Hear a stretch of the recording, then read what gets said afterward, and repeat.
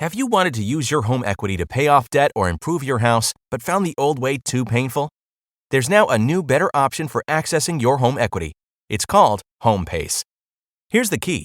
It's not a loan, so there's no monthly payments or interest. Instead, HomePace gives you money up front as an investment in your home. That's right, you get money that you can use however you want without the burden of monthly payments.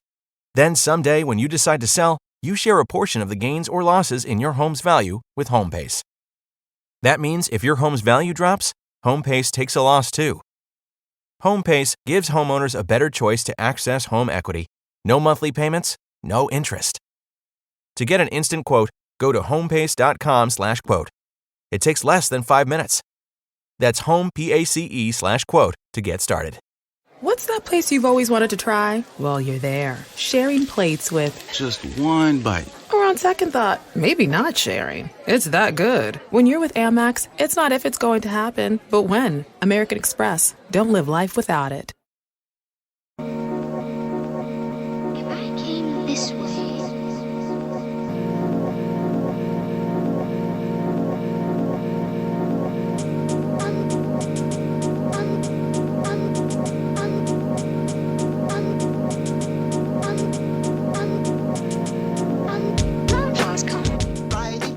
Welcome to the Psychovertical podcast. I'm your host, Andy Kirkpatrick. Another week has gone past, I think, and I'm sitting here thinking I need to do a podcast. So I had a few ideas. Like I really need to start interviewing some people, but I'm just a bit too lazy. I was thinking of actually doing a podcast with my dad. I thought it'd be quite interesting to do a podcast with my dad and my son, so it'd be like 3 generations of Kirkpatricks. But then I thought my son would probably not say anything. He'd be like, I think it'd be might be interesting, that kind of idea. I remember once I was at the Kendal Film Festival, and there was someone there from the BBC, and they came over. Kind of knew them. They came over to. I was there with my kids, Ella and Ewan. She came over and she's like, "Oh, Ella, what are you doing these days?" And Ella's like, "Well, I'm doing my A levels and I'm doing A level maths and I'm going to do a degree at university and I've got a blah blah blah." And she was like, all like, like super positive. And then she's like, "And Ewan, what are you doing?" And Ewan was like, It just kind of like shrugged. And I thought that really sums up the two of them really. So boys and girls, very different. So. Yeah, but then I was thinking it'd be quite interesting to, after the last podcast about sort of strength and fitness and all that kind of stuff, I thought it'd be quite interesting to talk to my dad, because not only is he's got like decades of kind of like climbing kind of experience. Like he's one of these dark horse people where you will mention something like Mount Deborah is it in Alaska or in Canada, Mount Deborah. Anyway, it's up there somewhere cold and horrible. You know, Mount Deborah is like famous for being, a very serious kind of mountain. For some reason, like the Mount Deborah came up, and my dad was like, "Oh, I always went to try and climb that," and he went on an expedition like the 1970s or something. So he's quite interesting. But when he joined the Air Force, when he was like really young, he was like 18 or 19 or something. I think he went in, he was a PTI, physical training instructor, and so this was like 1960s. So I thought it would have been quite interesting to talk to him about physical training in those days, because this, that's kind of before, sort of modern kind of things. And I was like talking to him the other day about it, and he mentioned how like in those days, 'cause I think I was talking about like running with these sort of shoes which are like neutral, like, or they've got almost like no padding on them whatsoever. And you were saying, oh, when I was in the Air Force, like we just had like plimsolls, like we didn't have running shoes. Everyone just wore plimsolls, which are like just flat like is it basketball boots, what they call them anyway, those kind of boots. So I thought that was kind of interesting. And I remember he also once said how he saw like a kettlebell in my house, and he was like, "Oh, we used to have those like in the 1960s or something." And you hear a lot of stuff about kettlebells coming from Russia and all this kind of stuff. And he said they're actually they were actually at some point in time, they were actually quite common. And I guess people like farmers, that would use those for lifting the weight onto like big scales for weighing big sacks of stuff. And so he said like that somewhere he'd been, they'd had like kettlebells like in the 1960s. So that was interesting. Anyway, so maybe I'll ask him. I'll get him on the podcast. But then I was thinking. I've been thinking recently about. I'm seeing my son sort of growing up, and he's got famous in the village where I live, because we go to the park every day, and although he's only like 9 months old, he can actually climb up the slides. There's like 3 slides, like a baby slide, like a medium slide, and a bigger slide that's got like wavy slide. And he's now managed to, without any help, climb up all of them up the slide side, where you see a lot of kids who are like 2 can't do it. So I think the reason is that he doesn't wear any shoes, so it actually makes it a lot easier if you don't wear shoes. And maybe he's not had any bad accidents, and he actually slides down the slide as well. So I'm assuming he hasn't had enough accidents to make him more like a cautious child. Maybe he's got short-term memory or something, which is like very important if you're, I think like one of the most important things if you want to be an alpinist is a short-term memory, and then some other things, but I don't remember what they are. I've been thinking about like, when you're bringing up a child, what things you want to instill into them. And one thing I was thinking of was, which is a very old-fashioned thing, which is honor. This idea of honor. And there was an article recently. It was in like climbing and rock and ice and outside all seem to be the same thing now. So they just, anyway. So there was some article there about like, I didn't read it, so I shouldn't be critical. But there was some article about like how climbing has allowed me to be vulnerable and and accept my masculinity and all that kind of fucking bullshit. Like people have been like have allowed to be vulnerable and have fucking masculinity since forever. Like it's fucking bullshit. Like if you go and watch any kind of Marlon Brando film from the 1950s, 1960s, go and watch any, like all these Humphrey Bogart, all these people, they all, the culture wasn't this like this is Sparta, it wasn't like, it's not been like that ever. So it's just, anyway, I should go and read it before I start being critical. But anyway, I think the idea of the idea of what do you call it when you what oh God, my brain's going empty, like chivalry, like the idea of chivalry, is that right? But the idea that you can be masculine, but you're also able to defend people who are less able than you, to stand up for other people, and to not be a coward, basically. When you, like, I might have told this story on the podcast, but I had this thing where I was going into a supermarket and all these kids were standing outside and they were spitting on this kid, and everyone was just like walking past, and the kid had this kind of look on his face, which if you ever see like someone who's about to get murdered, like in Africa by some, or like someone gets captured and he's in Ukraine, is about to be murdered by somebody, they'll always do this kind of smiling, begging kind of thing, and on their faces, which must be like an animalistic kind of thing to try and get pity off someone when you're just not going to get pity off someone when you do that. Anyway, so I was like, oh, this is bullshit. Like, so I went back outside and I was like, hey, stop doing that. And I like grabbed the kid and I kind of pulled the kid away and he kind of went away. But you can be masculine and you can sort of stand up, but also you can be vulnerable. But you just have to get the balance between the two. You can't be 100% masculine and you can't be 100% vulnerable. And I think, these days, you're surrounded but with any idea of masculinity being like toxic or evil or whatever, which is, again, like bullshit. So yes, I think this idea of chivalry, I don't know if chivalry is the right kind of word really, but the because when you see kids in the park, you're watching all these kids, they're only like 2 years old, 3 years old, and you can see them like developing to human beings. Like they can't, like about sharing or knowing when it's their turn and all that kind of stuff to do things and to protect kids who are smaller than them and maybe protect kids from other kids. And it's very interesting. But Noah is actually, I think for his size, is like extremely strong.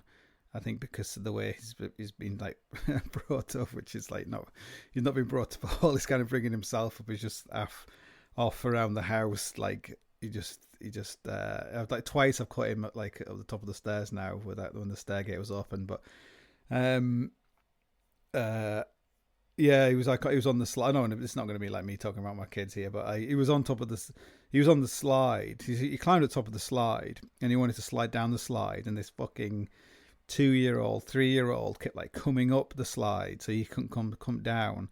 And then he would go past him, and then he would like bully him out the way, and then he would slide down, so Noah couldn't slide down. And then before Noah could go down, he would come back up again. He was just being an arse, basically, this kid. And I just thought, like, I'll just watch. I won't do anything. I'll just see what happens, because it's like a good lesson in life, basically. And anyway, the kid was like sitting on the edge of the slide, and Noah just like did this massive push and just pushed him down the slide. It's like, 9-year-old child like pushed this kid down the slide. And there's a few interactions with them in this park where Noah was basically like, I don't know if he started dominating, but he was doing a few things where I think the child was probably like, oh, this is not just a baby. I can't just just get away with this kind of treating him like a little baby. Like, it's actually he might have to do me some damage. So it's interesting that these old fashioned ideas of like honor and all that kind of stuff. Like, a really good podcast I was listening to recently was this Barry Weiss, who's a woman, not a man, who used to work for New York Times. Got this quite a good podcast called Honestly, and she does an interview with Peter Boghossian, who's like an academic who made up all these to sort of point out how critical race theory and all these critical theories are all bullshit. He basically created all these like fake ones, fake papers that were peer reviewed and stuff about how the penis is an illusion and all this, and the climate change is to do with the penis and all this kind of stuff. Anyway, but it was a very interesting podcast interviewing him, because basically he's had to basically resign due to having to trying to conform into how people want him to be and to toe the line. And I thought that's kind of quite an old-fashioned idea, because to be honest, 80% of people are just a very cowardly.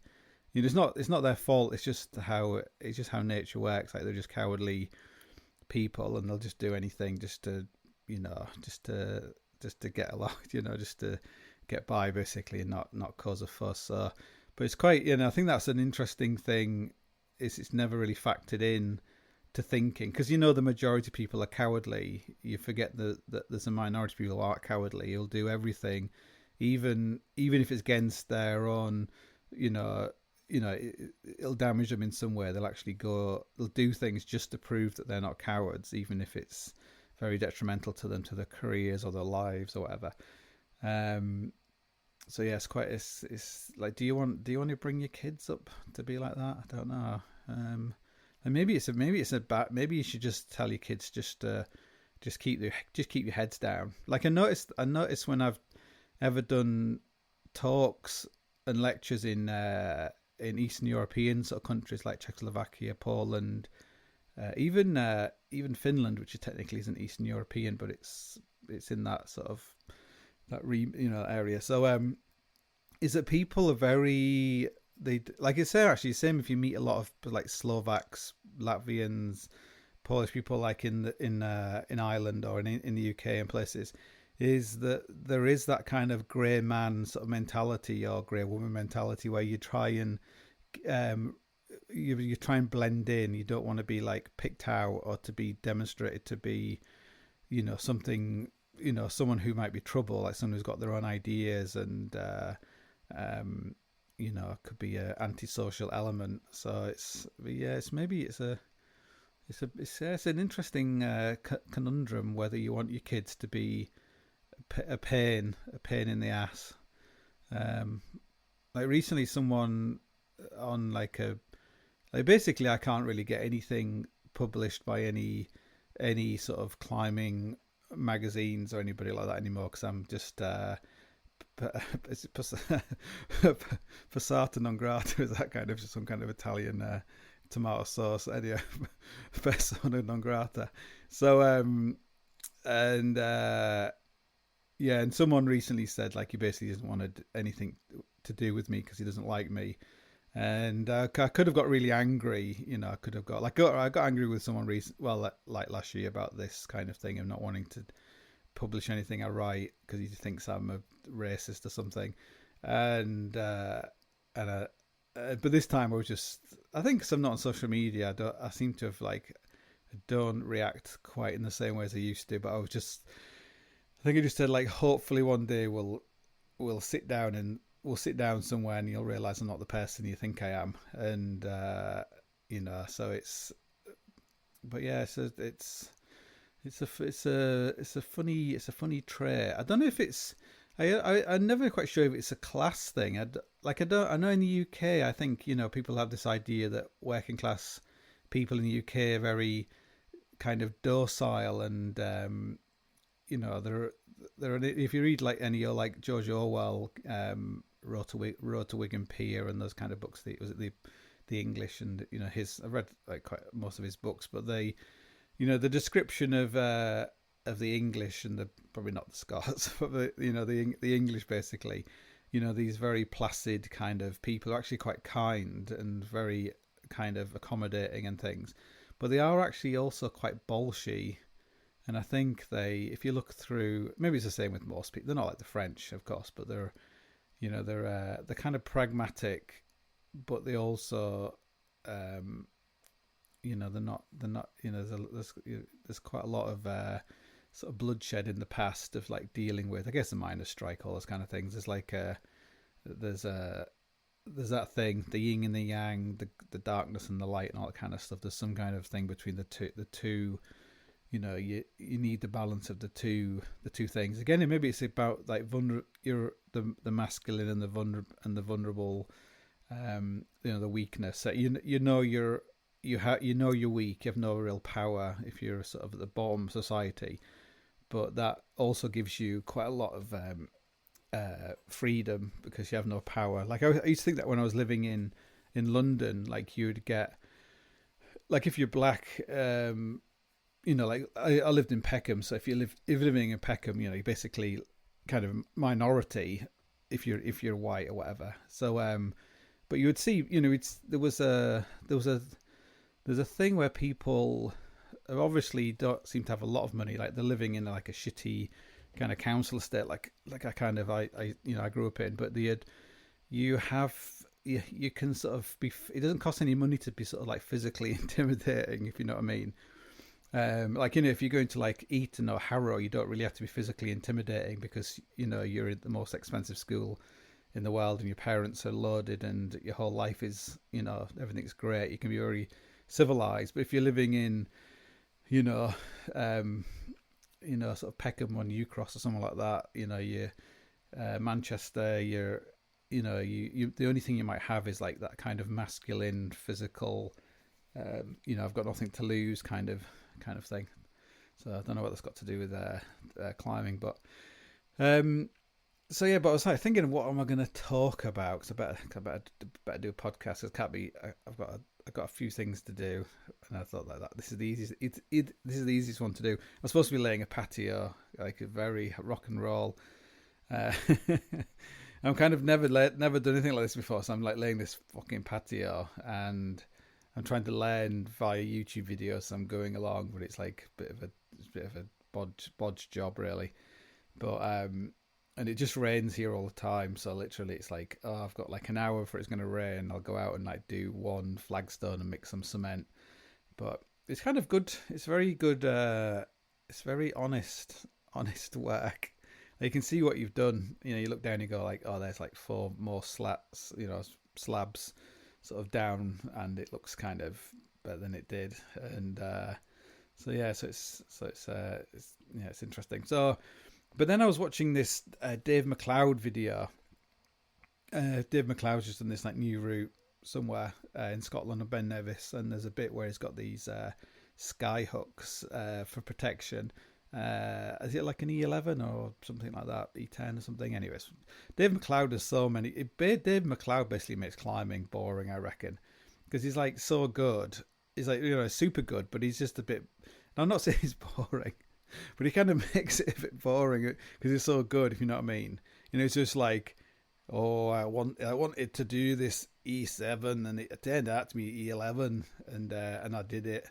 And it was like that, it's like, and then I did another one the day after, and then that was only E10, or, I hurt my arm, broke my ankle. He's very Scottish, I think. He's very Scottish. So he's I wonder what it'd be like if you remade Braveheart instead of having an Australian, Dave McLeod, but yeah, maybe it's more like Liam Neeson in is it Rob Roy? That's a much better film. Anyway, no offense to Dave McLeod. So but anyway, watching this video with the sky hooks, it reminded me that I often get people asking about sky hooks, and sky hooks they're probably like the butt plug of the butt plug of climbing equipment. Anyway, they're no, we won't go down that route. But they're greatly misunderstood things. Now, so skyhooks have been around for a very long time. In Victorian times they had some kind of sort of like cliff hook kind of devices, and you had like grappling hooks from 1,000 years ago for like scaling like castle walls, stuff like that. And you still have kind of I think, like,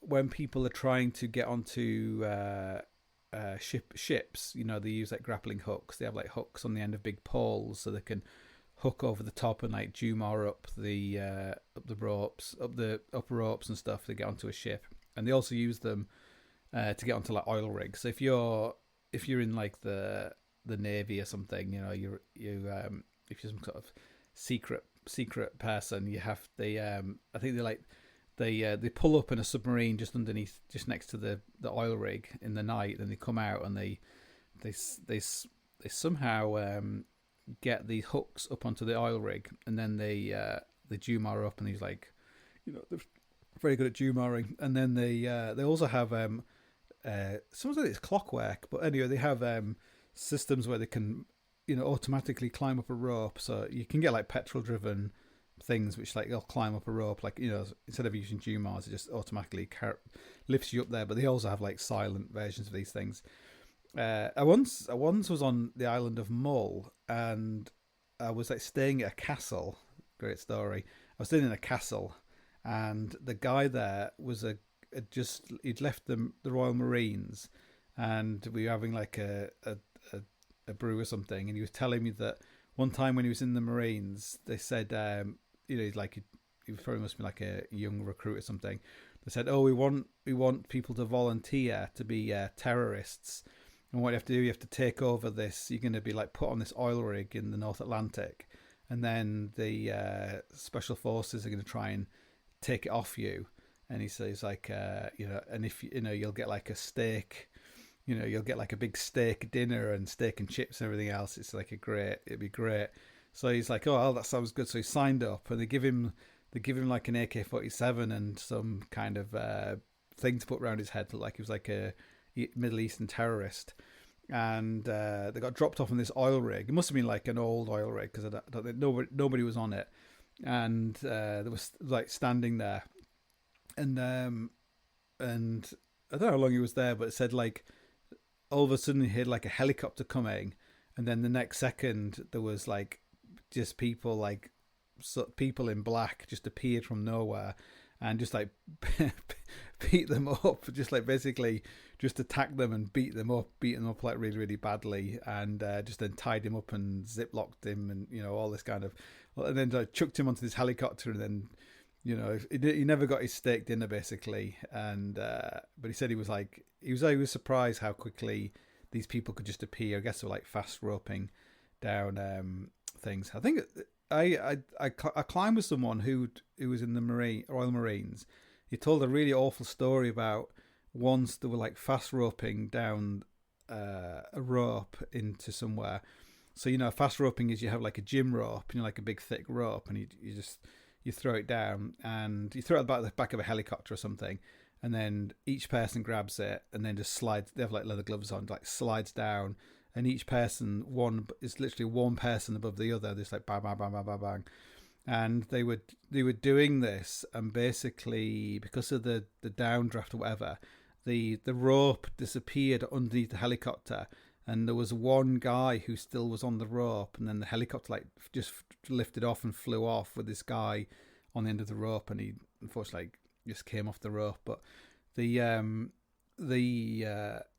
fast roping, it's kind of weird. It's a weird thing when you're in.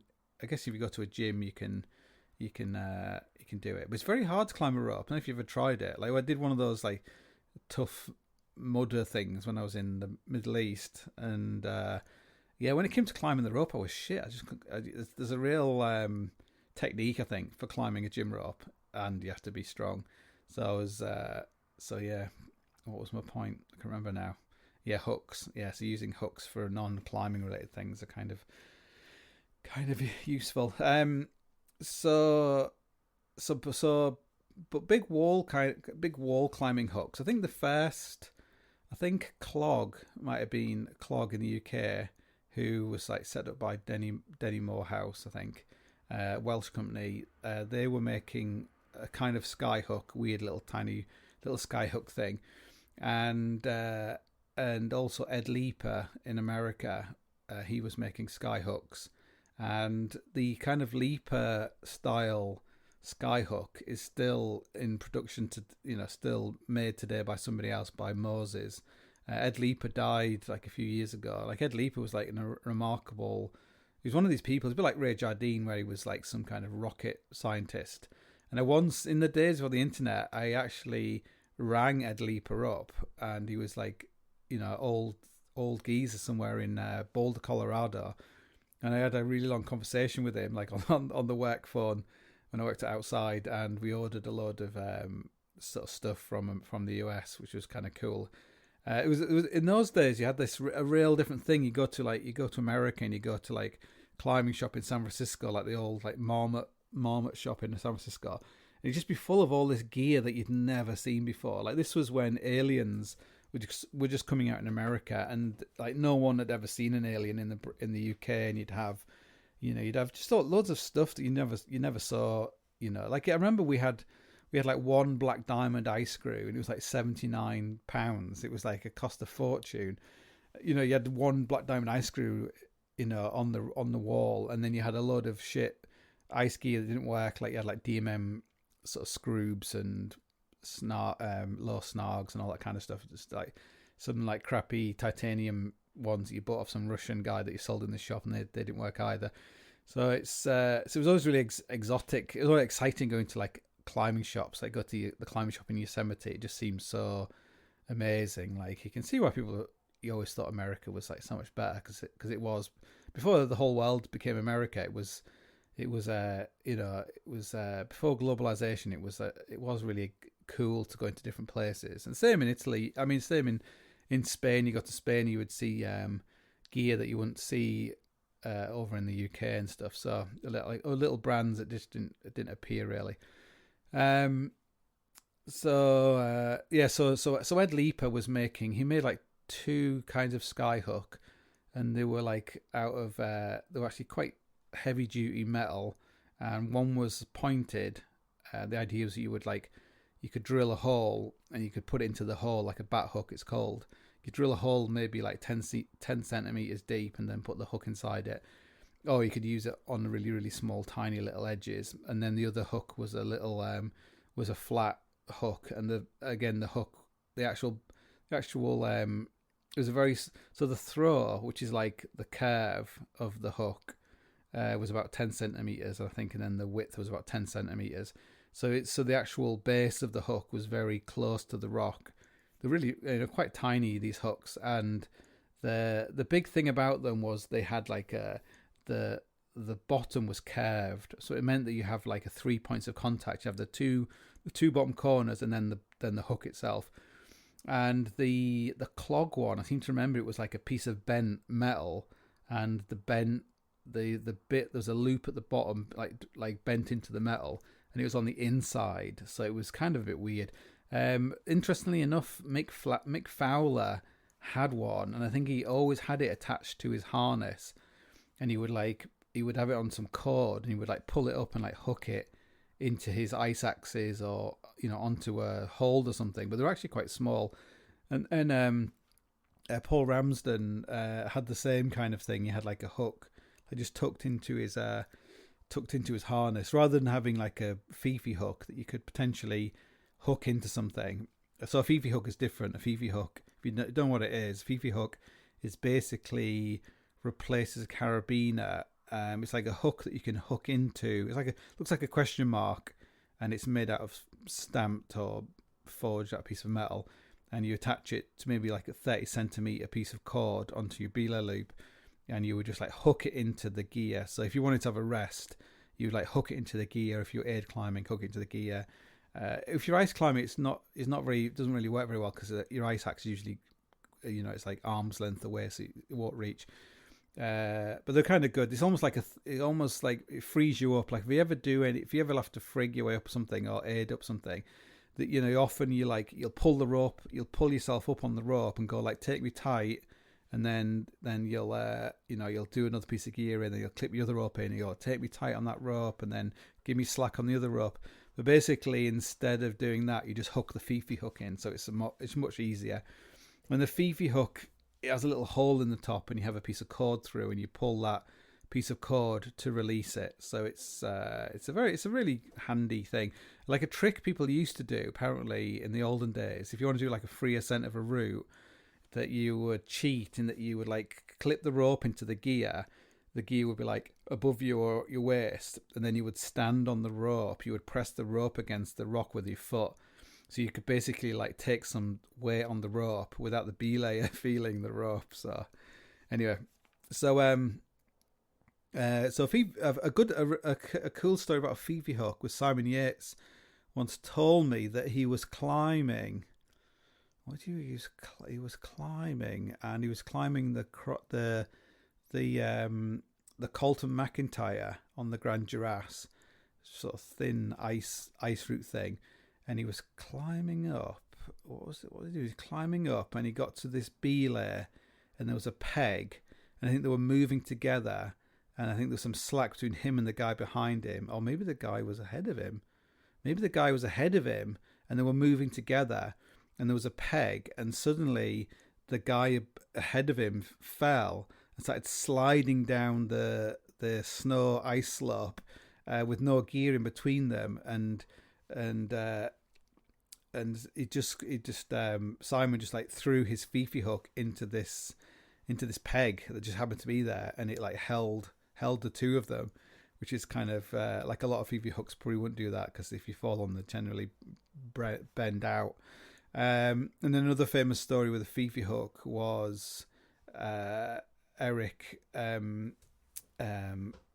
What's his name? Eric Jones, famous Eric Jones from Traumatic. He was soloing the Benatti Pillar, and he had his Fifa hook hanging down between his, out of his harness, and he was like, I think he was just free soloing up this crack with all these pegs in, and he just popped off, and as he was falling, the Fifi hook like caught onto a peg and saved his life. So yeah, but they're when you're doing like hard aid climbing, sometimes you have there's a way of setting it up. If you look at my book, Higher Education, there's like picture diagrams in there, but sometimes you might use like one Fifi hook.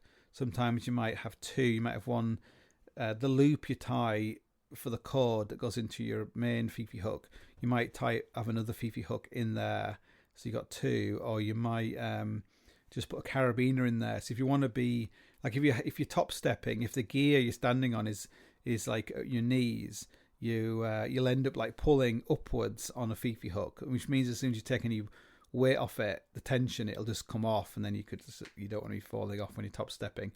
Although these days a lot of people use this thing called an alfifi, which is like an adjustable, like like a buckle which is adjustable, where you pull like a cam buckle, you pull on it and it pulls tight, and you release it and it goes. You press the thing and it goes long, and you pull it and all that kind of stuff. And welded into it is a Fifi hook, so it's quite a heavy duty thing. So what you do is like you place your gear, you hook your Fifi hook in, and you sort of pull yourself up on it, and you can always keep a really lot of tension on it. So if you're top stepping, you can get into position, then pull it, and you create that tension between your legs and your waist. Speaking of which, a really amazing book I highly recommend, even if you're not interested in big wall climbing, is the new kind of big wall climbing. But basically, it's kind of it's like a much fancier version of Higher Education. Higher Education is still a good book because it's like one person's view on lots of things. But this big wall book by, I can't remember. It's like I can't pronounce his name. But it's Pastor Pitons P, and it's a translation of like an Italian book, and that's a really, if you type in Pitons P, you'll find it on Amazon or something. But that's an amazing book. Like it's quite expensive, but it's like a huge book. I've had it in my toilet for like months now, and I never seem to have to read the same story twice. I've got like stories, just loads of like really, really detailed kind of climbing book, and it's a great book for rock climbers or anyone. Even though it's meant to be for big wall climbing, it's got so much stuff in there. So the Fifi hooks are kind of handy. Like one little trick you do with a Fifi hook is because it's on like a 30 centimeter piece of cord. Like sometimes if you don't want to have it tied in, you can just larkspur a 30 centimeter sling into the Fifi hook, and then larkspur the sling and the Fifi hook onto your belay loop. But if it's too long, what you do is you thread the whole thing through the carabiner you're clipping into, and then hook the Fifi hook back into your belay loop, so you like half the distance between the two, and that's kind of that's a good little trick to develop. So the actual sky hook. So Fifi hooks have actually been around longer than sky hooks, I expect, because they were attached to old-fashioned kind of aiders, like metal aiders, etriers. So I'm sure like probably people must have been making sky hooks in the Dolomites and places, but the first kind of mainstream one would probably be like the Chouinard like cliffhanger, which was a slightly bigger version, a slightly thinner metal version of the Leaper piton, and it's kind of, that was probably the one that was like the most widely used, because it had like a bigger throw. So the throw is more like, say, like an inch now, or maybe less than an inch, but it can hook over like larger flakes and things. And then if you look at the Petzl, is it called like a P something? It's called a weird thing, but anyway, the Petzl one is a similar shape. That became like the shape of like a lot of sky hooks. And the problem with that kind of hook is it wasn't very good on really, really small things. It was kind of better for like bigger flakes. but also because it had a bigger throw and actually the metal was a little bit thinner, like none of them were actually very strong. Like if you fall on those kind of hooks, the petzl one's stronger, but the black diamond one, if you fall on them, that they basically like bend out quite easily. But weirdly enough, the leaper ones don't. Like the leaper ones, although they're really really tiny, they're actually amazingly strong. And I think the leaper rated them like £1,000, which I don't know what that is in English money, but it was. I know, like personally, I've fallen, taken like a daisy chain fall, so which is a fall factor is that 2, fall factor 2 onto a sling, which is enough to break a sling.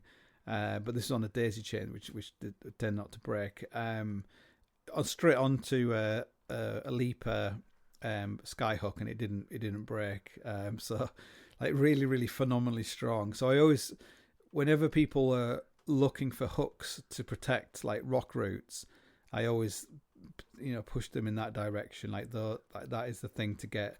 If you're using like some black diamond ones, because they're bigger, you assume they're going to be stronger, but they're not. It's because of the actual leverage on the tip is much greater because of the throw.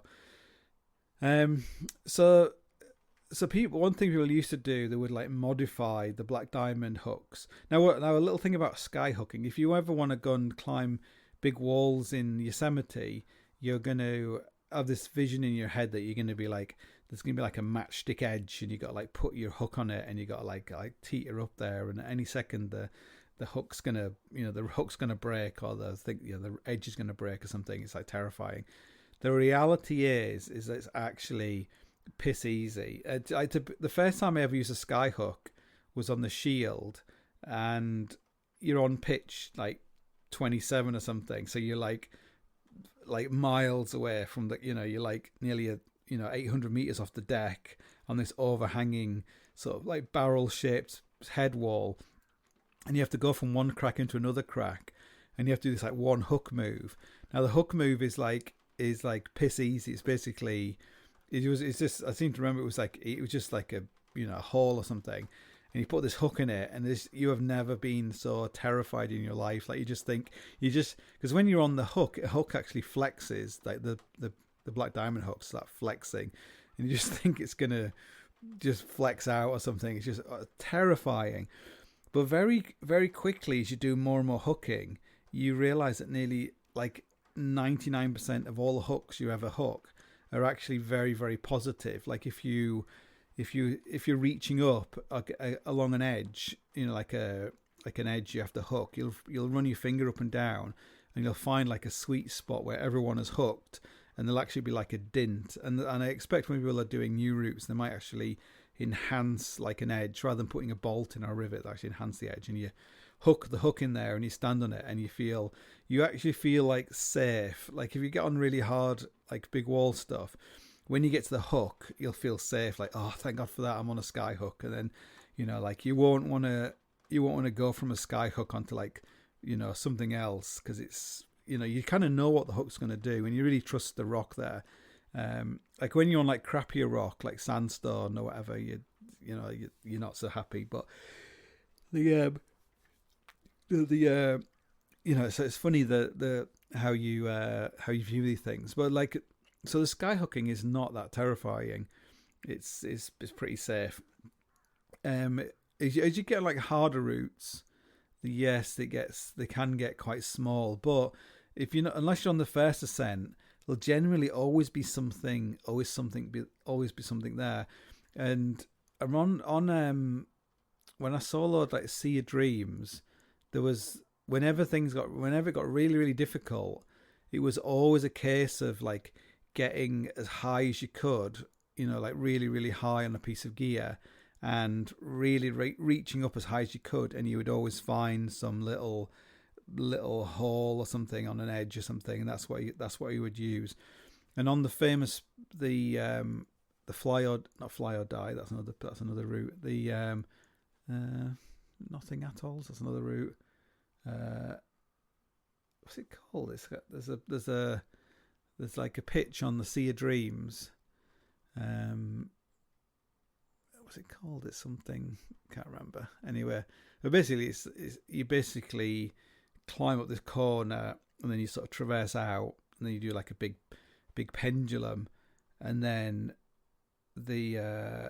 you're just hooking the whole way. There's like no gear whatsoever. There is actually, you hook for maybe like 20 feet, and then there is some like copperheads, but they're just shit. You wouldn't even look at them. You just bypass them. But at that point, there is actually a big hook, and you can leave a hook behind as protection, and then you keep going, and eventually get to the belay. It's not called a fly or die, but it's not. Yeah, it should be. Like, I don't know if you fell off, maybe you'd survive, but you'd get a hell of a fright. I remember actually when I cleaned that pitch, I made this like stupid error, which is common with people who are like not very good at maths. So you eventually got to the belay, and I abseiled down my whole line back down to the belay, and then released my whole bags. The whole bags went out. Then I had to Juma back up the rope to clean the pitch. So you kind of go up this corner, and then you start like traversing out across the wall, and there's like a few rivets and a peg or something, and eventually you get to this the lower off point, the point you lowered off to swing over and start hooking, and now the rope is now going it's going horizontally across and up a little bit to the belay, and there's no gear whatsoever. Like, as soon as you start Jumaring, all the copperheads and the hook and everything just got lifted off. So you just got anyway. So if the gear you're on, this like a single rivet or something, if it was to break, you might end up killing yourself, because you would take this massive pendulum across the wall into another corner. So for some reason, I can't remember why. I can't remember why. Normally what you would do, you would untie from the end of the rope, because you tied into the rope when you're Jumaring up. You would untie from the end of the rope. You would feed it through the lower out point, and you would tie back into it, and then you would so the rope would go not on your harness, through the piece of gear that you lowered off on, and then you would attach that to a belay device or your gree. You would lever yourself so you were tight. So you have on this loop, you would lever it tight, so you're hanging on that loop. You're no longer hanging on the rope itself, like the climbing rope. And then you would unclip the climbing rope, and then you would slowly lower yourself down.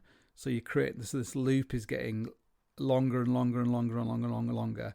And then eventually you can untie from the rope and then pull the rope through, and then you'd like swing the rest of the way over, or ideally you'd lower it all the way out.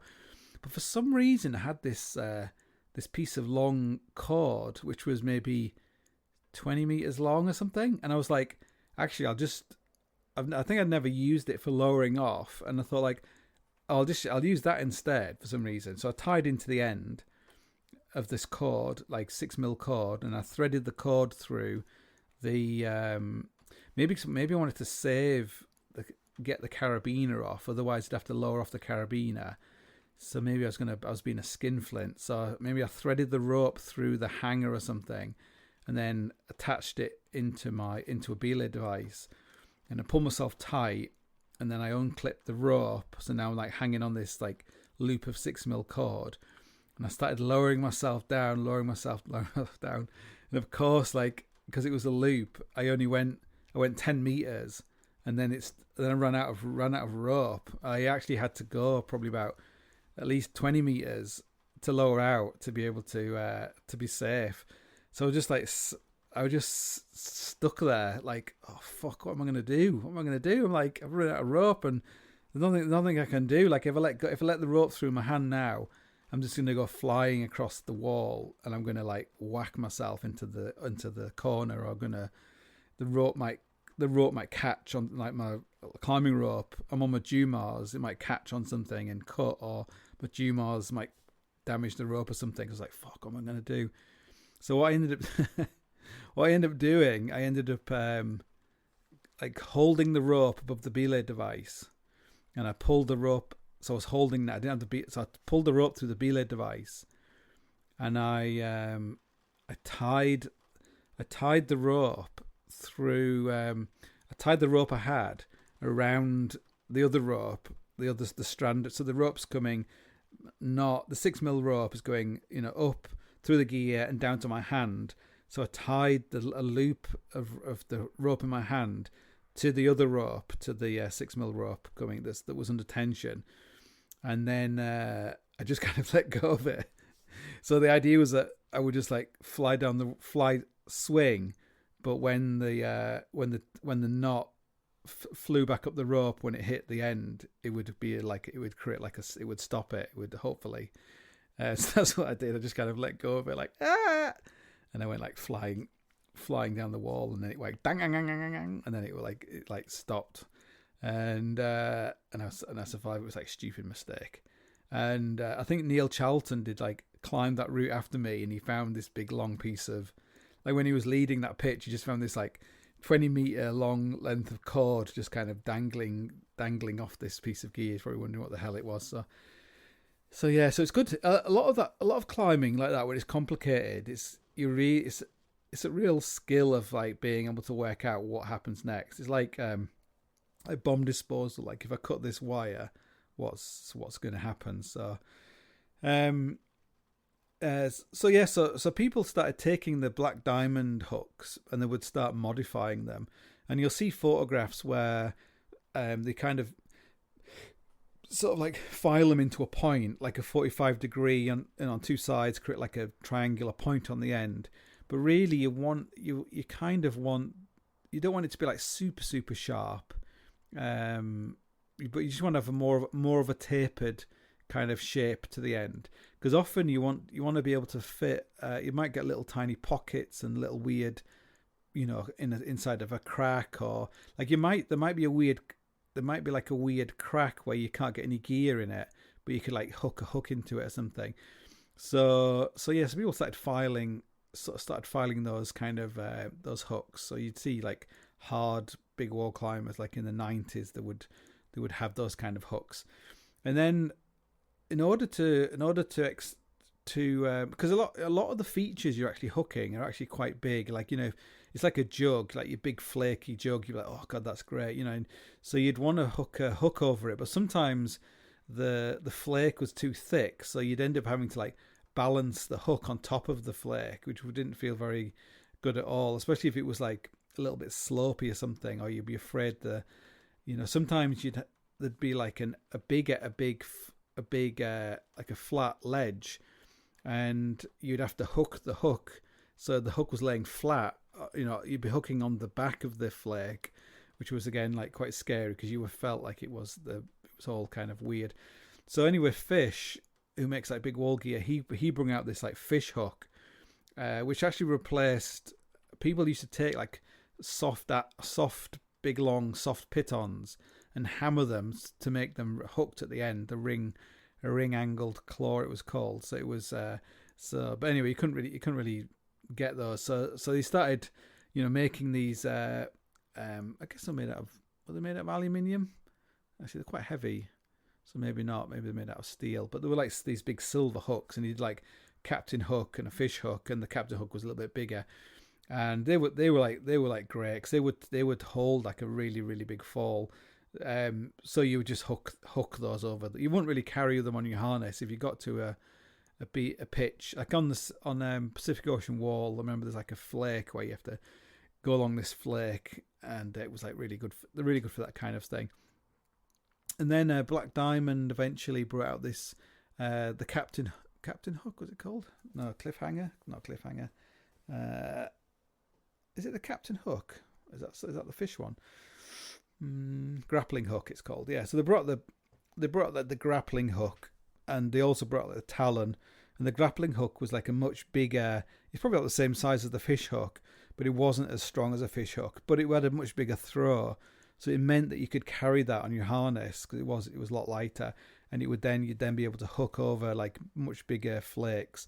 And if you like, people used to file those, and that would make it seemed to work everywhere. And most climbers would just stop carrying the old-fashioned like Talon, like the old-fashioned cliffhanger sky hooks. They kind of became redundant. And then those hooks themselves ended up being modified, and you would actually take one of these cliffhangers, not cliffhangers, you would take one of these grappling hooks, and you would cut off the first sort of 15 centimeters of it, and it would create like a hook where the throw was, if you were like if you had to hold a flat edge and you couldn't crimp it, you had to like put your fingers flat on it to try and get as much friction as you can, or like a slopey edge. It was like you do something like that where you just only have the most, like a tiniest bit of positivity at the end, and it would work on really flat edges, because you're always afraid if the edge is flat, when you put the weight on it, like the hook might skitter back, and it could come off. So you'd usually carry, like if you're doing a hard edge route, you'd probably carry 3 of all the hooks.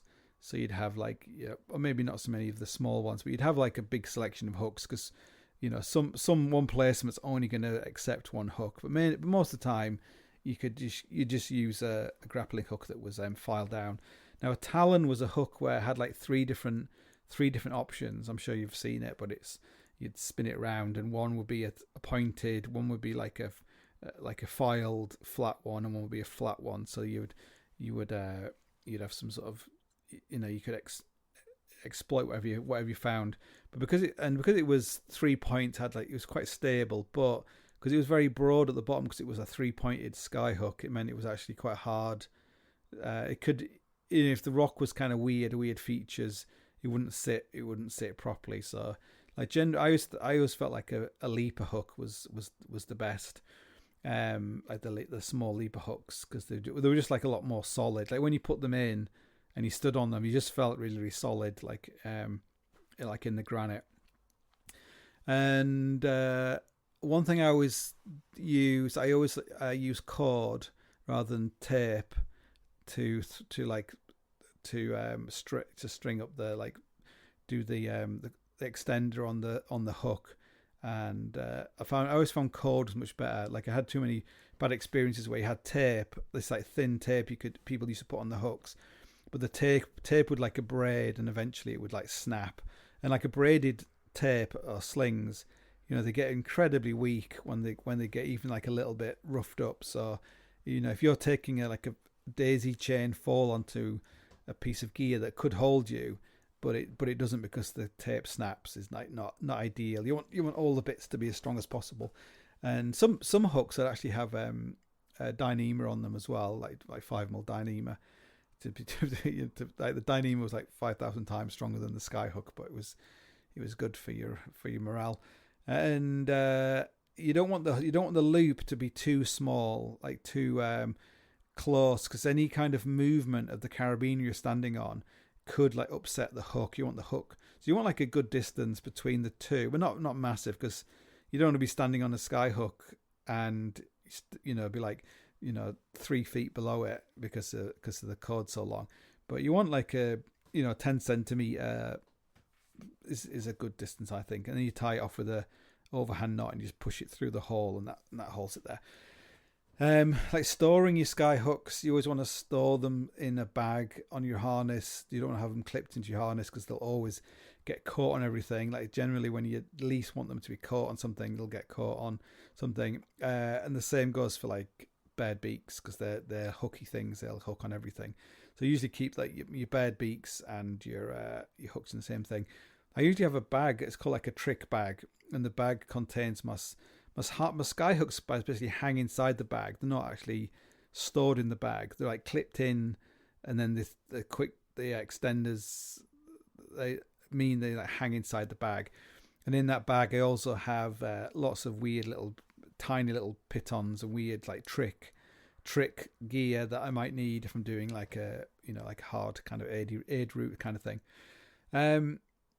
So is that to do with, it's all to do with hooks? So for free climbing and that kind of malarkey, not so much winter climbing, you often see people like using hooks for protection. Not often, but you see people using hooks for protection.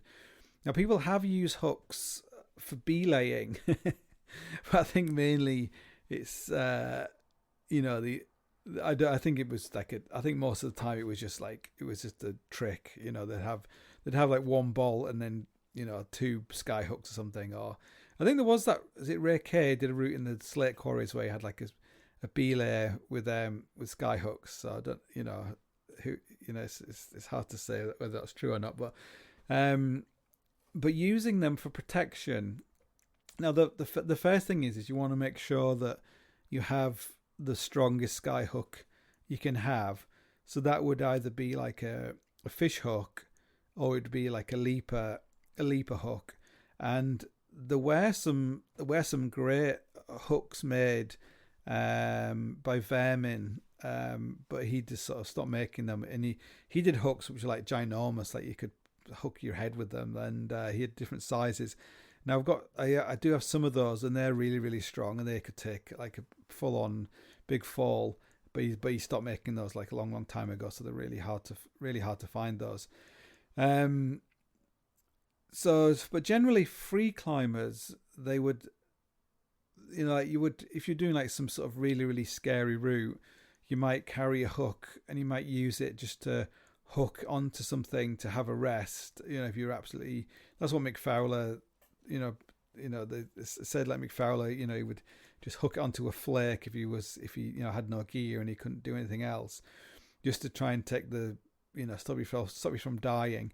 And to do that though, you have to be it's probably good to have an understanding of what you can hook onto and what you can't hook onto, and what would work, what won't work. But using a sky hook for protection is more difficult, and there's a lot of factors involved. It's to do with how much rope's out, like how thick the rope is, because that's going to affect how much force is applied and at what speed to the gear. Like if you were, if you're 30 meters out from the belay and you're 30 meters above a sky hook and you fall onto it, as long as you're as long as you're not going to deck out, that's probably going to have less impact potentially on the sky hook than if you were, like 1 meter out and 1 meter out from the belay and 5 meters above the sky hook. So maybe that's not true, but anyway, it's good to believe these kind of things. And a super stretchy rope. If you take a big fall on like a 10mm rope, you're gonna the peak load is going to be much greater than on like a 8mm rope. So these are all kind of things to factor in. But people do fall onto sky hooks, and I guess a lot of climbers who are climbing routes where they need sky hooks are generally quite light climbers, so they can survive. There's a really great, I think it's a hardback Theosaurus maybe. Is that really great video from film Gogarth where Johnny Dawes, I think he rests on a sky hook and it just pops off and he starts falling. He takes this like massive lob where there's all the gears like ripping out. I think he's got sky hooks and they're ripping out, and it's quite scary.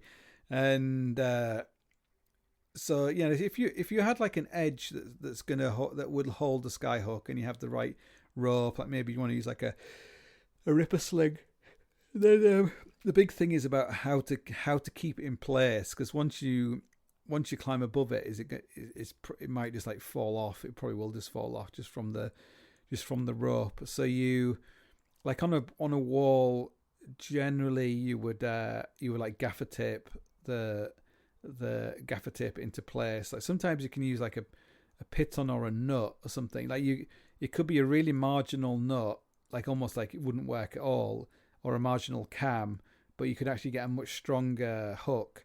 If you imagine like a flake where it's very shallow at the back of the flake, and it won't take a nut, it won't take a cam, but you might be able to like hook over the flake and then hammer a nut just to compress the tip of the hook to keep it in place. And like there's like the strength in numbers. Like maybe you might have like a few hooks, like 2 hooks. There's a pitch called like the Journey Through the Brain on Shortest Straw that I've done, where it was like it's like almost the entire pitch is like just sky hooks, and on there you might leave some. I think I left some sky hooks for protection, but to be honest, like it's the hooking is it felt so easy that you didn't really you almost it's a bit like if you're climbing well within your grade, you can just like solo along without not putting much gear in. It felt a little bit like that because you just felt like, oh, this is fine. maybe it won't feel like that if I did it again. But so you always have to be wary that if you fall on this flake, you don't want to pull the flake off. That's going to be far more dangerous than taking a big fall. But most free climbers who use sky hooks, are using them to avoid like decking out because there's anything else. Like again, like Indian Face, and Indian Face had a sky hook on it, sky hook protection. Basically it's all you've got really. And even if you fall onto a sky hook and you fall and it starts slowing you down, and then the sky hook pings off, like that could be enough to keep you alive or avoid like a nasty accident. So they're useful.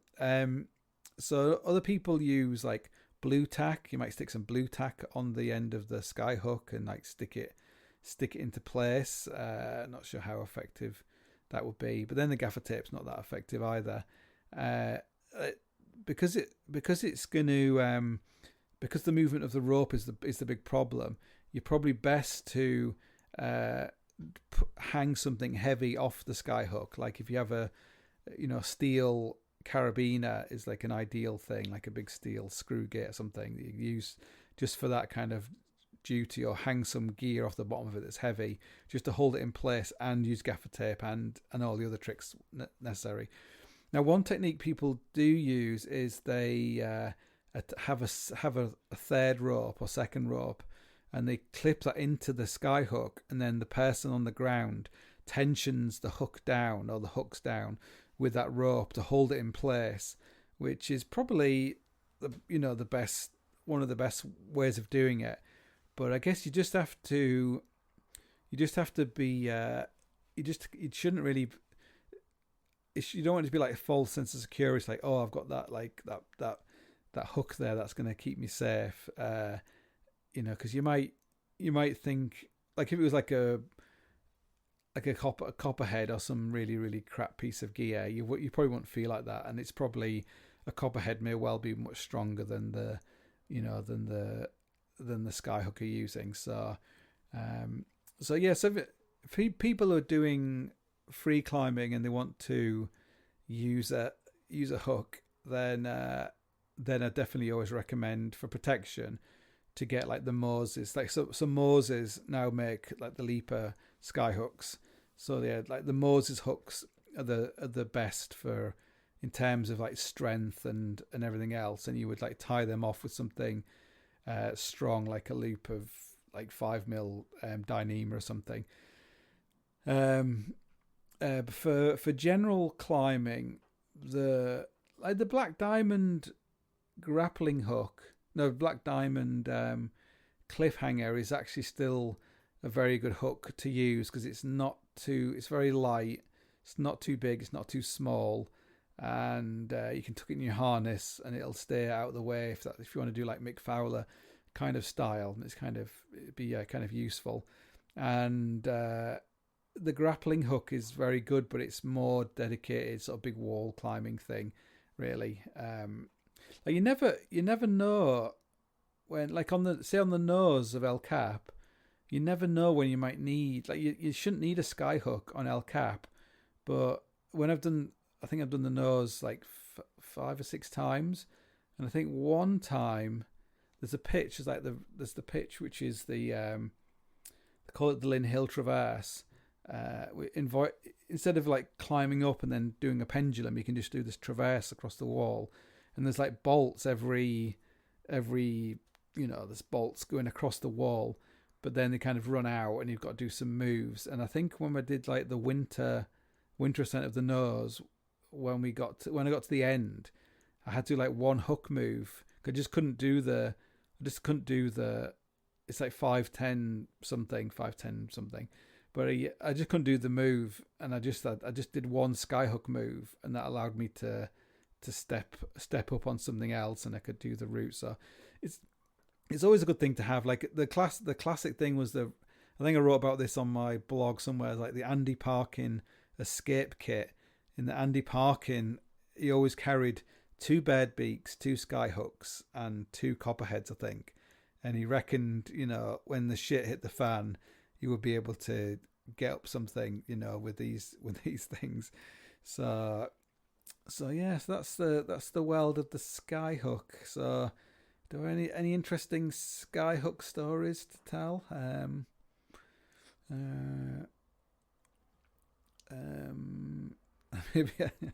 Maybe I forgot.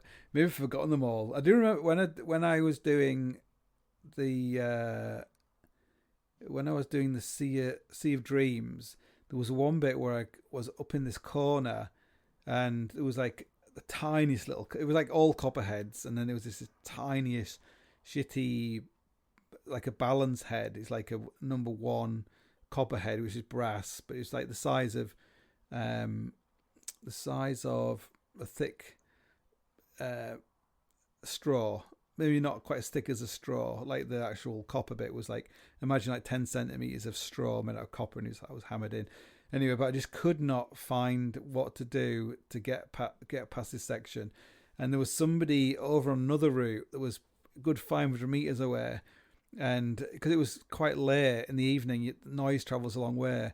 And I remember like shouting, like, "What do you do here?" But you didn't understand what I was saying anyway. So I just fannied on there for a good like few hours. Just could not work it out. Like climbing up, climbing down, climbing up, trying to work it out. See if there must be something there. Like other people have been up here. Has something fallen off? Do I need to drill a rivet? What should I do? And then eventually I just tied off the ropes, and I abseiled down back to the belay, and I slept the night, and then I drew my back up again. And then I just, again, like fresh eyes, fresh legs, got up, was feeling around, and I think I eventually, I got the skyhook, and I, like on my hammer, I have like Velcro at the top of my hammer, near the hammerhead, like, wrapped around the shaft of the hammer. And I velcroed on the skyhook, and I clipped my other aiders to it with the daisy chain, and I started like scraping around the top of my reach until eventually I could feel something. I could feel there was something there. Like you're thinking on like a granular level. Like you can tell just by the feel that there is like there's a flat edge, and then in the center of this flat edge, there's a dint in the rock where skyhook has been, and you're like hooking this thing on, testing it, and then eventually like that is it. And then I was like, so I pulled the hammer down, and the Velcro came undone, and then the hook's there. Then you start like testing the hook because your aiders are quite long, so you're standing on one copperhead, and you're putting your foot on the other one, and you're like pressing down, just taking like, probably half an hour just to get the balls to just like commit and just stand onto the hook, because you can't really do like crazy bounce testing if you're on a sky hook, especially when you don't know what it's hooked onto, and then you sort of step onto it, and then up you go. So yeah, so it's whenever, I don't know, maybe it's a Californian thing, but whenever in doubt, get high. That's basically what you need to do when you're climbing big walls, climbing El Cap and things. I think when I was on the troll wall as well, there was a lot of there was quite a few in the route we did. There was quite a lot of bird beak holes, and but they were drilled out with a 8mm like a Petzl's self-drive bolt kit, which creates these massive holes, which like must be like 10mm holes. You put your finger inside, but they were really hard. I was thinking about bat hooking is bullshit. Basically, you should just, if you're gonna drill a hole, you should put like a bolt in it, or you should put like a rivet in it, because you might know where you drilled a hole, but nobody else is gonna know because everything looks the same, and especially because it was winter time. You know, you're up there and everything's covered in snow. You're trying to find this next bat hook hole, and you have to take your gloves off, and you're like feeling around, and you know the ice goes into the hole, so you can't find it. It's just total bullshit. So yeah, it actually reminded me of on Ulvatana in Antarctica. I ended up in this big wide off-width crack, and I was kind of half aid climbing it, half free climbing it, and I got to this bit where it was kind of too steep. You know, it was the rock is absolutely bullshit, horrible, crumbly rock. Like the crystal structure's massive, and it's got so much freeze thaw because it's Antarctica. And I put this I was hooking inside the crack, so I found some sort of hook placement. I think I actually drilled a bat hook. So I drilled this hole, and I put the sky hook in, and I stood on the sky hook, and I sort of got up onto it, and then maybe I actually drilled a few bat hook holes, which is kind of evil. But anyways, I drilled a few bat hook holes. So yeah, I didn't have any gear, so you can't use a bat hook hole for gear really. And I'm standing on this bat hook hole, on this bat hook, and I'm like, I need to put in a tube chock, like a expandable Big Bro kind of. I don't know if you've ever seen one. It's like a tube, it expands out, and then it's got a collar, and you put it in, and you screw it tight, and it makes it like a rigid bar. And in each end is angled, so it means that the where you clip in, there's some cord, is actually higher than the bottom, so it means that when you fall on it, it kind of creates a leverage. So I started like fiddling with this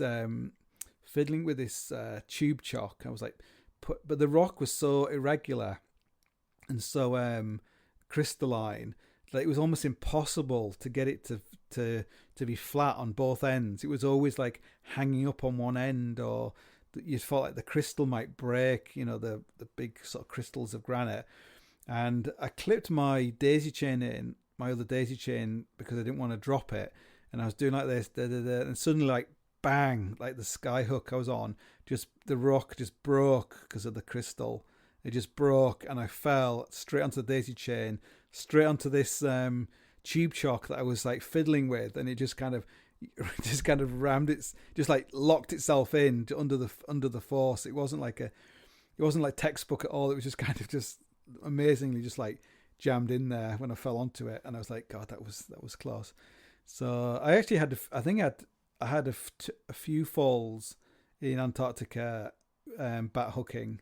I took like a big fall, the same kind of thing. Like it just like on like Yosemite granite, the crystals are very small, so the rock is really, really hard. Where in Antarctica, it just wasn't like that at all. It was just, you know, you couldn't pull on anything. Everything just broke off the rock. So yeah. So be careful with the sky hooking.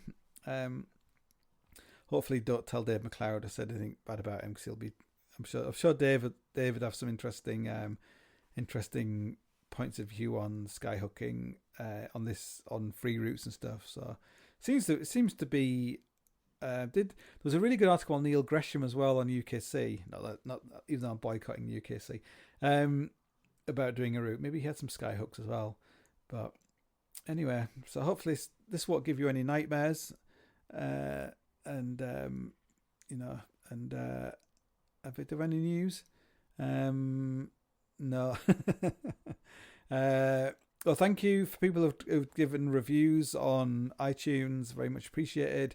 And I shall, if I've not sent you, so if you do a review on iTunes and email me, I'll send you a free copy of like my Driven kind of book about pegging and stuff. Pegging, that's not a sexual thing. Okay, until next time.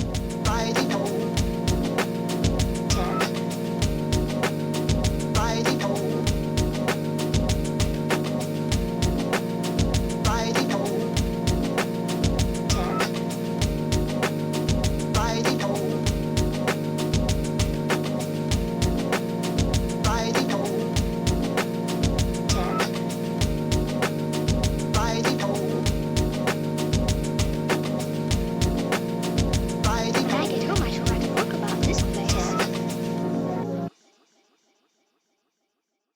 Many of us, if we're being honest, have given up hope on good sleep. But why? Well, if you're like me, you've tried everything and nothing has helped, so if we're not going to sleep well anyway, why try? That kind of thinking is so 2021. It's time to rethink our nights and days and demand more from our sleep. Talk with your doctor about how you can seize the night and day, and visit seizethenightandday.com to learn more. Sneezing, sniffles, canceling plans. That used to be me until I got my Winix air purifier. Now, not only am I feeling better, I'm finally enjoying spring. Control your allergies today with a Winix air purifier. Get 20% off on WinixAmerica.com with code WeCare. You're only one step away from allergy freedom. That's code WeCare for 20% off at WinixAmerica.com.